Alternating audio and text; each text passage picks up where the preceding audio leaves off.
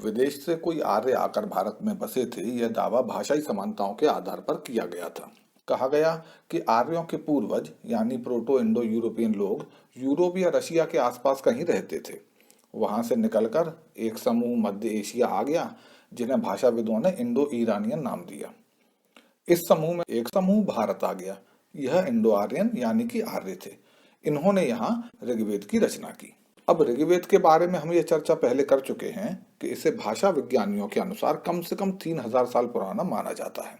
भाषाई आधारों पर ऐसा अनुमान लगाया जाता है, लेकिन इसका कोई भी लिखित दस्तावेज हमें अभी तक इतना पुराना नहीं मिला है। तो अगर हम केवल लिखित दस्तावेजों की बात करें तो भारत में हमारे पास अशोक के शिलालेखों से पुराना ऐसा कोई भी मटेरियल इंस्क्रिप्शन उपलब्ध नहीं है जिसके द्वारा हम इंडो आर्यन लोगों की यहाँ पर पहचान कर सकें। लेकिन भारत से बाहर हमें ऐसे मटेरियल इंस्क्रिप्शंस मिल चुके हैं। ये हैं मिटनी और कैसाइट्स के इंस्क्रिप्शंस। 20वीं सदी में उत्तरी इराक व सीरिया के इलाके में 1460 से 1330 बीसी पुराने कुछ मटेरियल इंस्क्रिप्शंस मिले। इनमें मिटनी राजवंश का पता चला। वह लोग हुर्राइट भाषाई थे, जो कि एक नॉन इंडो यूरोपियन भाषा है। लेकिन आश्चर्य की बात थी कि उनके राजाओं के जो नाम थे वो इंडो आर्यन भाषा से थे। अब इससे स्पष्ट था कि उस राजवंश के लोग इंडो आर्यन लोगों के वंशज थे, जिन्होंने समय के साथ अपनी भाषा को भुलाकर वहां की स्थानीय भाषा हुर्राइट को अपना लिया था। लेकिन उनमें नामों का जो चलन था वो अपने पूर्वजों जैसा ही रहा। हम अक्सर देखते हैं कि नाम अपने ही पूर्वजों जैसे रखे जाते हैं। तो भाषा तो बदल गई, लेकिन नाम रखने का जो चलन है वो पूर्वजों जैसा रहा, जिसका नतीजा यह है कि हमें एक नॉन इंडो यूरोपियन भाषाई रिकॉर्ड्स में कुछ इंडो आर्यन नाम मिल जाते हैं। पूरे पश्चिम एशिया और इजिप्ट में इनके डेटेबल रिकॉर्ड्स मिल चुके हैं। उन रिकॉर्ड्स में हमें वरुण, इंद्र, अश्विनी व मरुत जैसे कुछ वैदिक देवताओं के नाम भी मिले हैं। तो ये हुई मिटनी रिकॉर्ड्स की बात। हालांकि मिटनी से भी पुराने मटेरियल इंस्क्रिप्शंस हमें इंडो आर्यन लोगों के मिल चुके हैं, जिनमें हमें इंडो आर्यन शब्द मिलते हैं। और यह है पश्चिम एशिया में 1700 बीसी पुराने यानी कि लगभग 4000 साल पुराने कैसाइट्स लोगों के रिकॉर्ड्स, जिन्होंने मेसोपोटामिया पर अधिकार कर लिया था। इनके रिकॉर्ड्स भी इंडो आर्यन भाषा के नहीं हैं, लेकिन इनमें भी सूर्यस, मरुत, भग जैसे इंडो आर्यन नाम मिल जाते हैं। एक राजा का नाम अभिरतस मिला है, जो कि अभिरथ जैसे वैदिक नाम से बना है। और इन रिकॉर्ड से भी यह स्पष्ट है कि 1700 बीसी से कई सदियों पहले वहां इंडो आर्यन लोग आकर बसे होंगे, जो कि धीरे धीरे अपनी मूल भाषा भूल गए और स्थानीय भाषा को पूरी तरह से अपना लिया। लेकिन नामों का चलन या कुछ नाम वहां पर इंडो आर्यन जैसे ही चलन में बने रहे। तो जब इस तरह के रिकॉर्ड मिले तो इन रिकॉर्ड्स को आर्यों के विदेशी होने के साक्ष्य के तौर पर प्रस्तुत करते हुए कहा गया कि करीब 2000 ईसा पूर्व में इंडो यूरोपियन लोगों की एक शाखा अपने मूल स्थान से निकलकर मध्य एशिया में आ बसी थी। इन्हें इंडो ईरानियन कहा गया। अगली कुछ सदियों में यहाँ से निकला एक समूह पश्चिम एशिया में जा बसा। यही लोग मिटनी के इंडो आर्यनों के पूर्वज थे और इन्हीं के वंशजों के नाम मिटनी रिकॉर्ड्स में दर्ज मिलते हैं। मध्य एशिया से निकला दूसरा समूह दक्षिण की ओर बढ़ा और अफगानिस्तान के इलाके में बस गया। यह प्राचीन ईरानियन लोग थे, जिन्होंने वहां अवेस्ता की रचना की। और तीसरा समूह दक्षिण पूर्व की ओर बढ़ा और 1500 ईसा पूर्व के लगभग प्राचीन भारत के सप्त सिंधु इलाके में जा बसा। यही भारत में आए वे प्राचीन आर्य थे, जिन्होंने यहाँ ऋग्वेद की रचना की और भारत में वैदिक युग की शुरुआत हुई। अब यदि इस कहानी को सच माना जाए तो इसका मतलब हुआ कि मिटनी रिकॉर्ड्स, अवेस्ता और ऋग्वेद, इनकी रचना करने वाले लोग इन तीनों रचनाओं से कुछ समय पहले तक मध्य एशिया में एक साथ रहते थे। और यदि वाकई में ऐसा था तो ऋग्वेद के प्राचीन भाग, अवेस्ता के प्राचीन भाग और मिटनी रिकॉर्ड्स में एक कॉमन कल्चर अवश्य दिखाई देना चाहिए, क्योंकि थोड़ा ही पहले वो लोग अलग अलग हुए हैं। तो उनकी भाषाई समानताएं, वहाँ की कई चीजें एक कॉमन कल्चर आपको जरूर दिखाएंगी।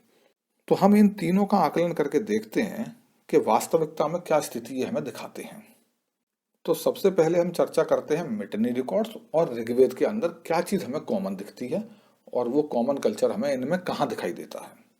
हम जानते हैं कि ऋग्वेद वैदिक संस्कृत में है, जो कि एक इंडो आर्यन भाषा है, जबकि मिटनी रिकॉर्ड्स इंडो आर्यन भाषा में नहीं है।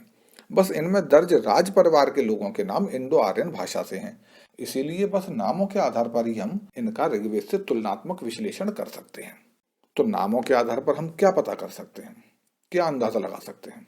दरअसल नामों के प्रकार हमें कालखंड का अनुमान लगाने में बहुत उपयोगी सिद्ध हो सकते हैं। हालांकि नामों के कुछ ऐसे भी प्रकार हैं जो कई कालखंडों में इस्तेमाल होते रहते हैं। उनके आधार पर समय का अंदाजा नहीं लगाया जा सकता, लेकिन अधिकतर नामों के प्रकार ऐसे भी होते हैं जो कि निश्चित कालखंड में ही अधिक चलन में रहे होते हैं, और ऐसे नाम कालखंड के निर्धारण में बहुत सहायक होते हैं। जैसे आज के समय में अधिकतर बच्चों के नाम जिस प्रकार के रखे जा रहे हैं, उस प्रकार के नाम आपके दादा दादी के दौर में नहीं रखे जाते थे अक्सर। एक और उदाहरण लीजिए, एक ऐसा भी समय था जब महिलाओं के नाम में बाई लगाने का चलन था, जैसे झलकारी बाई, लक्ष्मी बाई, जोधा बाई, मीरा बाई। लेकिन आज कितनी लड़कियों के नाम आपको ऐसे मिलते हैं? बहुत कम। यानी अधिकतर नाम कालखंड की जानकारी कराने में सहायक होते हैं। इसलिए हम यह देखेंगे कि मिटनी रिकॉर्ड्स में जो नाम दर्ज हैं, उस प्रकार के नाम ऋग्वेद के कौन से हिस्से में हमें मिलते हैं। और यदि वाकई में 1500 ईसा पूर्व में कोई विदेशी आर्य आकर भारत में ऋग्वेद लिख रहे थे, तो ऋग्वेद के प्राचीन मंडलों में मिटनी रिकॉर्ड्स जैसे नाम बड़ी संख्या में मिलने चाहिए, क्योंकि मिटनी रिकॉर्ड्स तो 1500 ईसा पूर्व के आसपास के ही हैं, और उसी समय में यहाँ पर ऋग्वेद लिखा जा रहा था। यानी कुछ ही समय पहले ये लोग मध्य एशिया से आपस में अलग अलग हुए होंगे, तो इनमें नामों के चलन तो एक जैसे मिलने ही चाहिए। ऋग्वेद कितने लंबे कालखंड में लिखा गया, इसका क्या अंदाजा है, कौन से मंडल प्राचीन है, कौन से बाद के हैं, इस विषय में हम पहले चर्चा कर चुके हैं।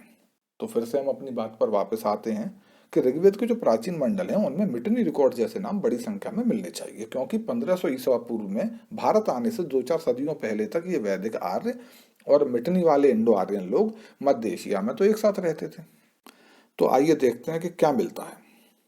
देखिए, मिटनी रिकॉर्ड्स में हमें बिरियात्ती, मितिरात्ती, असुरात्ती, मरियत्ती, सूर्यत्ती, देवत्ती, इंदिरात्ती, परत्ती, सुअत्ती आदि नाम मिलते हैं। या अत्ती अतिथि का ही बदला हुआ रूप है। तो ऋग्वेद में भी हमें इस प्रकार के नाम मिलते हैं जिनके अंत में अतिथि लगा हो, जैसे मित्रातिथि, देवातिथि आदि। इसके अलावा भी बहुत से ऐसे नाम हैं जो हमें मिटनी रिकॉर्ड्स और ऋग्वेद दोनों में मिलते हैं, जैसे कि अश्व लगे हुए नाम, बिरियस्व, भरतास्व, बृदास्व, रथ लगे हुए नाम जैसे तुसरत, सेन लगे हुए नाम जैसे बिरिया सेन, बंधु लगे हुए नाम जैसे सुबंधु, उता लगे हुए नाम जैसे इंदिरोता, यम्योता। और भी बहुत से मिटनी रिकॉर्ड्स में ऐसे नाम हैं जो कि ऋग्वेद में दर्ज नामों जैसे समानता दिखाते हैं। लेकिन ताज्जुब की बात यह है कि ऋग्वेद में जो इस प्रकार के नाम हैं, वे केवल नए मंडलों में मिलते हैं। 5 प्राचीन मंडलों में से केवल एक मंडल 4 में, केवल उसके एक सूक्त में 30.18 में ऐसा नाम मिलता है। और इस सूक्त के बारे में ओल्डनबर्ग जैसे भाषा विज्ञानी पहले ही ये मत दे चुके हैं कि यह नए मंडलों के समय में की गई रचना है और जो बाद में प्राचीन मंडलों में जोड़ा गया। यानी ऋग्वेद के पुराने मंडलों के समय में मिटनी जैसा कोई भी नाम चलन में नहीं था।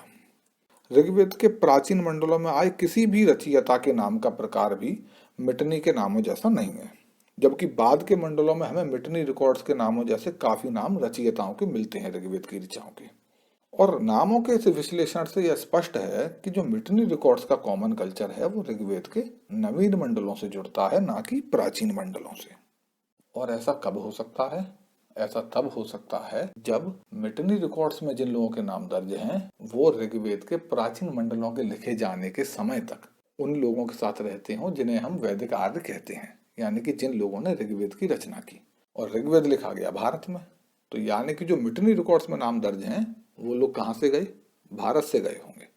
अगली क्लास में हम ये चर्चा करेंगे कि जो अवेस्ता है उसका कॉमन कल्चर ऋग्वेद के कौन से हिस्से से मेल खाता है और उससे क्या तस्वीर हमारे सामने उभरती है। धन्यवाद।